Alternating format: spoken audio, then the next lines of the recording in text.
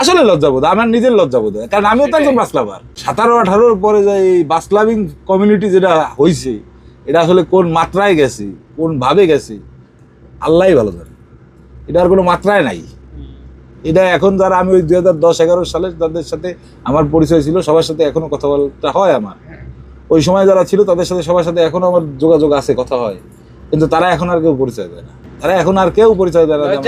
নিজেদের ভিতরে আসলে লজ্জাবোধ, আমার নিজের লজ্জাবোধ হয়, কারণ আমিও তো একজন বাস লাভার। আমি ড্রাইভার হই, কিন্তু আমি তো একজন বাস লাভার। আমি বাস ভালোবাসি, আমি যন্ত্ররে ভালোবাসি। তা আমি যদি এই ড্রাইভিং প্রফেশনের থেকে না থাকতাম, আমি জীবনে কোনোদিন এই ব্যাপারে কারোর সামনে স্বীকৃতি দিতাম না।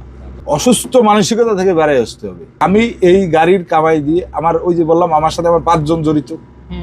আমি একা কামাই করলে 5 জন যখন আমার এই রিজিক খায়, এই সম্পদের বিনিময়ে, এই সম্পদের রক্ষণাবেক্ষণ যেমন আমার নিজের দায়িত্ব, এই সম্পদের আউটের যে সম্মান, আমি যদি যখন আমি আগে খারাপ গাড়ি চালাইতাম ওই যে অ্যাক্সিডেন্টের আগে, তখন নিশ্চয়ই আমার নাম খারাপ ছিল।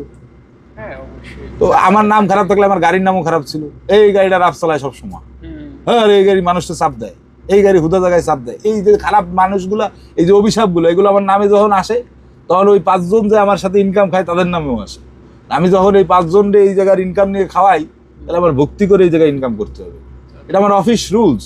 আমি খুব ভালো বেতন পাই, আমি হালাল টাকা খুব ভালো বেতন পাচ্ছি এখানে চাকরি করি, তো আমি কেন এই জায়গাটাতে চাকরির মতো দেখবো না? একজন অফিসারের সমমান বেতন আমি পাচ্ছি এখানে গাড়ি চালায় মাস ভরে, তা আমি কেন একজন অফিসারের মতো চলবো না এখানে?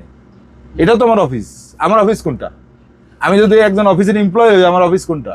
এর কিছু রুলস আছে, কিছু রেগুলেশন আছে, সেটা অবশ্যই ফলো করতে হবে। এইভাবে সুষ্ঠুভাবে যদি আমরা সবাই পরিবর্তন হই। তোমার ভুলে তুমি ক্ষতিগ্রস্ত হইছো, এই আইন বাংলাদেশে নাই। বাংলাদেশে যদি এই আইন থাকতো তাহলে সড়কের নিরাপত্তা অনেক বাড়তো। সড়কের নিরাপত্তার যে আইন, এই আইনে অনেক ভুল আছে আমাদের।